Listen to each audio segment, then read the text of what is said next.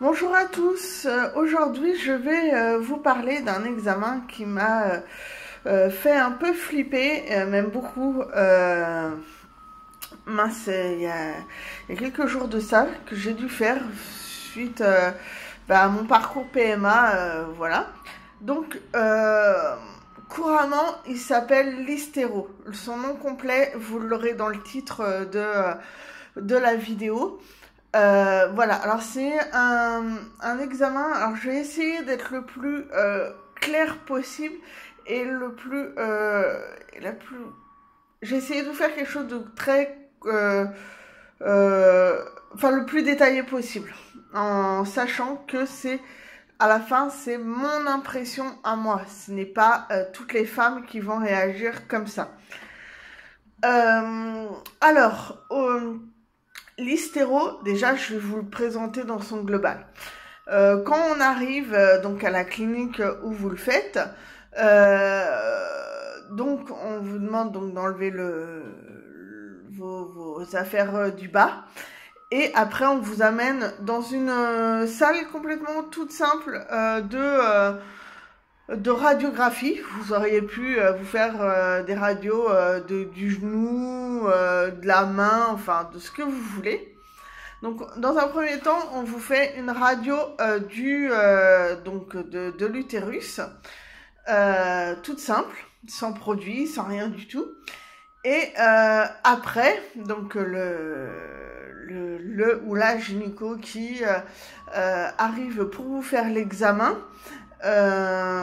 Donc là, c'est un petit peu plus complexe. Là, pour le coup, en position gynécologie. Et donc, comme pour un examen gynécologue, première chose, on met un spéculum. Et après, il y a deux petites choses qu'on vous met. Donc, c'est dans un premier temps, là, ça par contre, vous le sentez pas. On va vous mettre un tout petit tuyau, tout simple, tout fin en fait, qui va aller donc dans l'utérus pour la continuité en fait de la seringue pour le produit. Pour vous injecter le produit, déjà première chose. Deuxième chose, alors ça. Je vais pas vous dire tout de suite les sensations, hein, mais voilà.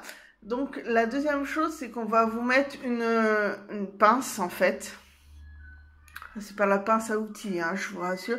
C'est une pince vraiment chirurgicale pour attraper le haut de votre utérus. Votre utérus fait ça et il y a les trompes en dessous.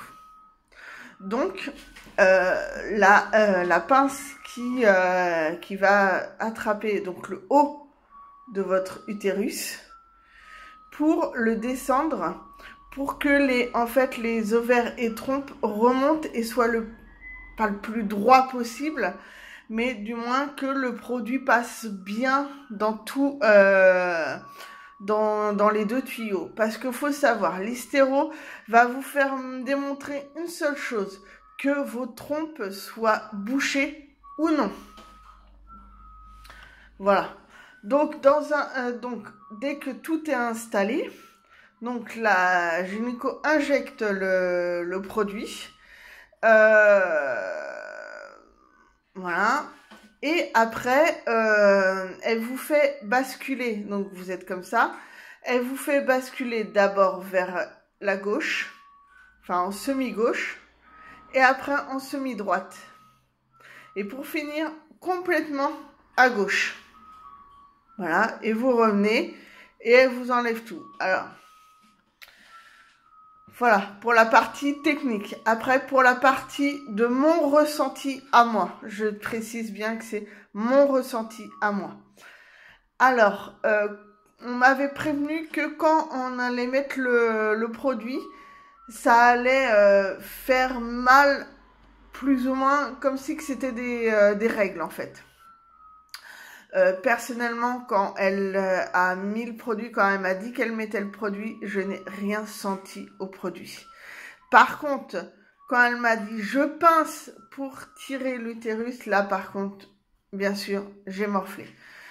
J'ai beau être tatouée, là pour le coup, je le dis complètement, j'ai eu mal, vraiment mal.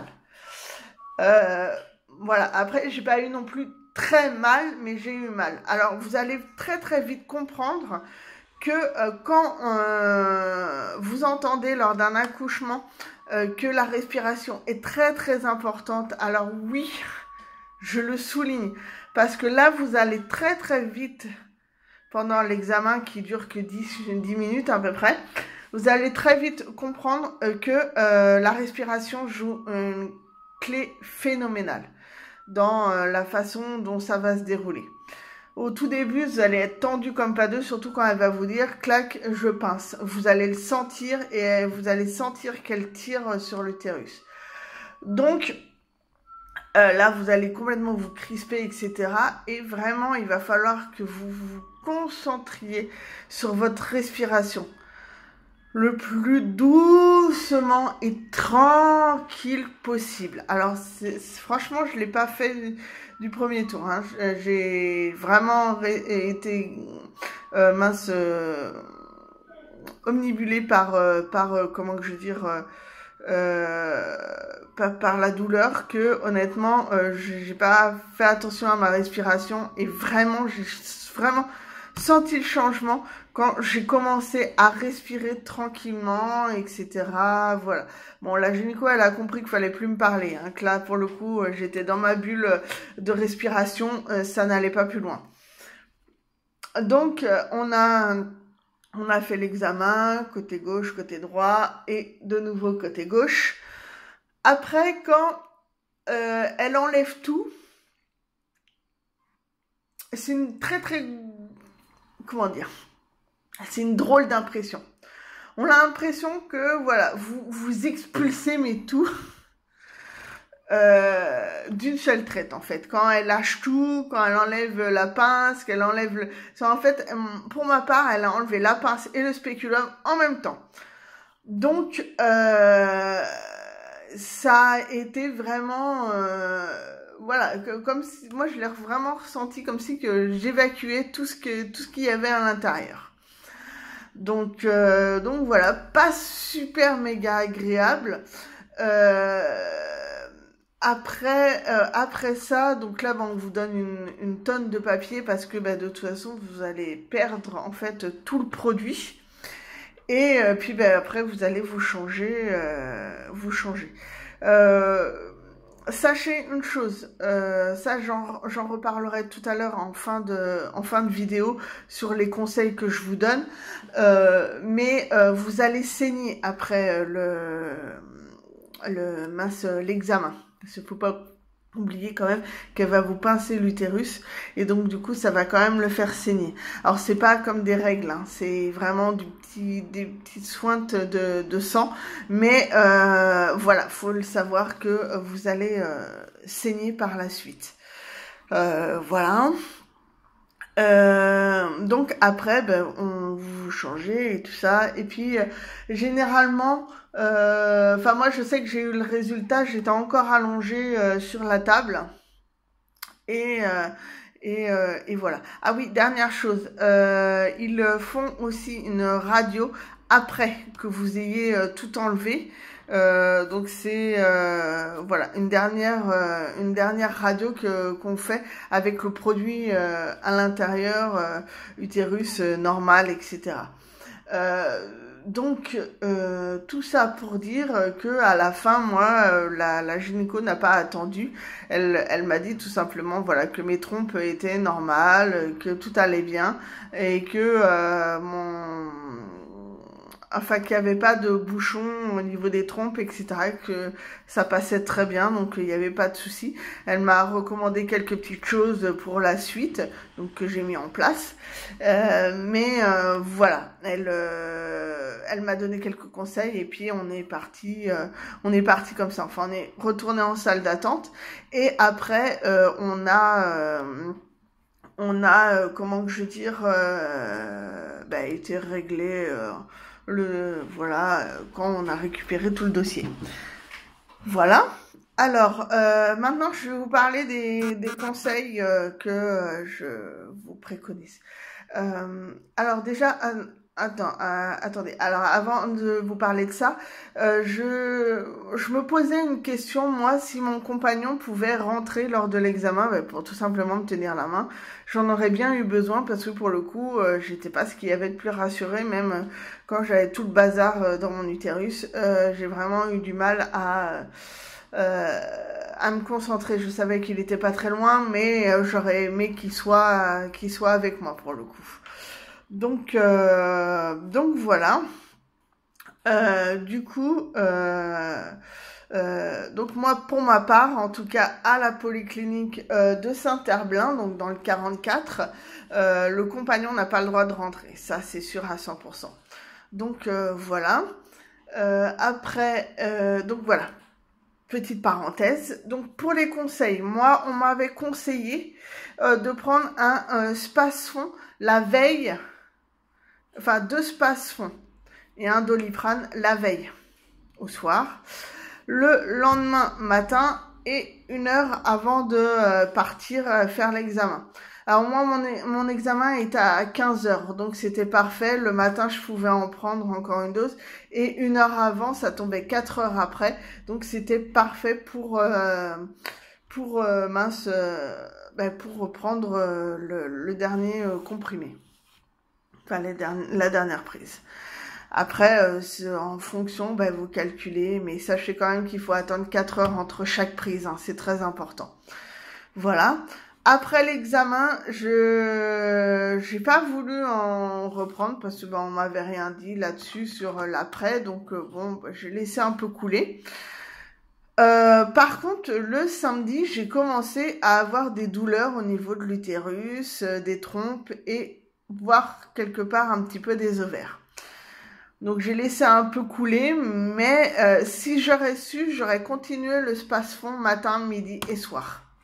Parce que le dimanche, j'ai énormément douillé. Et du coup, c'est vrai que j'ai peut-être pris le Spasfon un peu trop tard. J'en ai pris que le dimanche soir.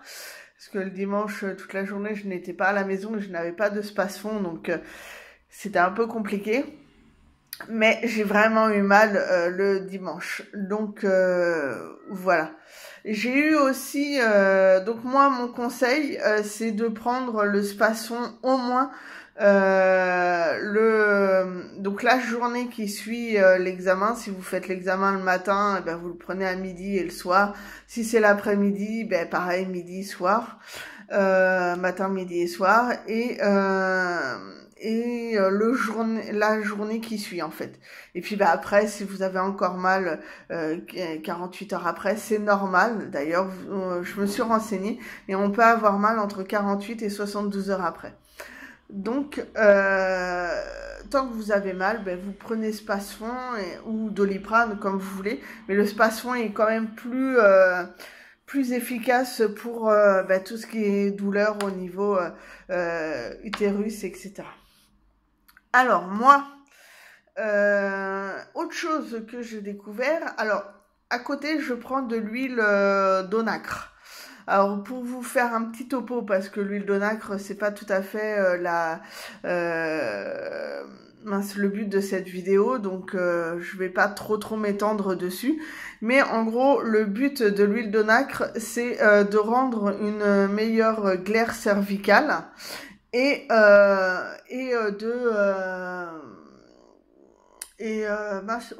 d'avoir une meilleure ovulation. Donc moi j'en ai pris quelques jours avant l'hystéro, donc je ne sais pas si c'est dû à l'hystéro ou si c'est dû à l'huile d'onacre, mais j'ai eu une forte perte de glaire le samedi. Quand je dis une forte perte, c'est que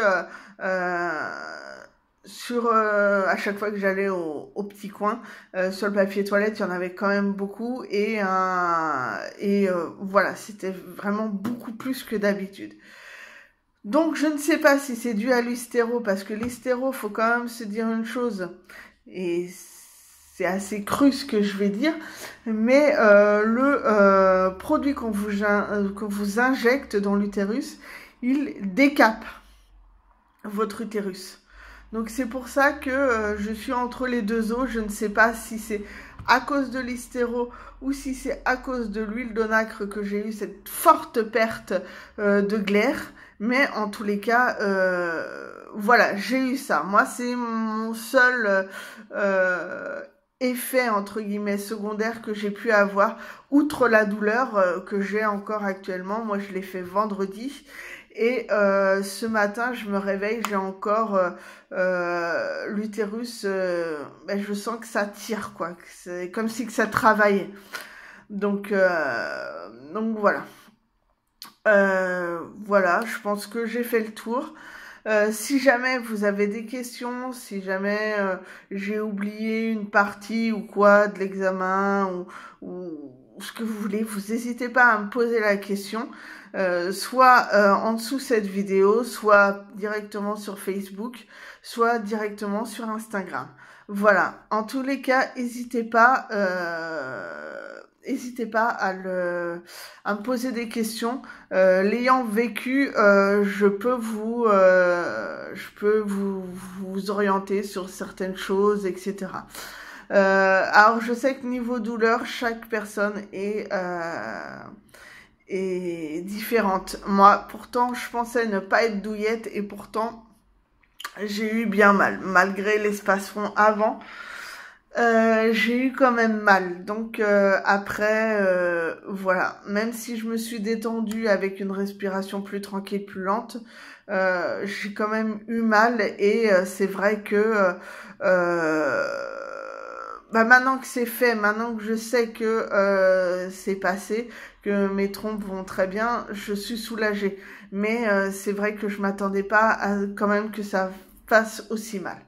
Voilà. À côté, au final, à revoir, parce que je vais bientôt me refaire tatouer, mais je pense pas me planter en disant que c'est pas l'équivalent. Tatouage reste quand même plus fort, mais quand même, l'un comme l'autre, c'est franchement pas une partie de plaisir. Donc voilà. Sur ce, j'espère que cette vidéo vous aura soit rassuré. Après, faut essayer de pas paniquer, hein. Moi, si je vous ai tout détaillé, après, moi, j'ai eu mal. Après, il y a d'autres personnes. Je sais que j'en ai parlé avec une femme la veille de mon hystéro. Et elle m'a dit, moi, j'ai rien senti ou pratiquement rien. Alors, voilà, c'est vraiment... d'une personne à une autre, on va réagir, mais pas forcément de la même façon. Donc, essayez de pas paniquer. Maintenant, je vous ai tout détaillé sur la vidéo. Donc, essayez de prendre chaque étape par chaque étape et puis essayez d'être la plus sereine possible. Là, pour le coup, c'est vraiment très important. Il faut vraiment être tranquille, serein et puis, logiquement, dites-vous que c'est que 10 minutes. L'examen dure que 10 minutes, donc franchement, essayez d'être le plus soft possible. Voilà. Ah oui, et puis dernière chose, j'ai oublié de le mettre dans la partie conseil. Ayez une serviette de protection. Parce que comme je l'ai dit, vous allez saigner après l'examen, voire encore évacuer un peu de produit. Donc ayez une protection, je vous conseille plus une serviette qu'un tampon. Parce que faut savoir quand même une chose, c'est que le soir vous allez pas faire de galipette avec votre compagnon. Enfin moi pour ma part, il était hors de question. Donc après je sais pas comment les autres ont vu ça, mais pour ma part il était hors de question qu'il y ait galipette le soir. Donc après, voilà, moi je vous conseille plus la serviette que le tampon. Après, vous verrez en fonction de vous, si vous ressortez de l'examen où vous avez rien senti, puis que vous sentez que le tampon ça peut y aller, bah allez-y. Pareil pour les galipettes le soir, faites-le si vous vous sentez bien. Hein. Après, voilà, c'est vous qui allez sentir le truc. Voilà, donc je me répète, si vous avez des questions, n'hésitez pas. Sur ce, je vous souhaite une bonne journée et puis je vous dis à plus tard. Au revoir.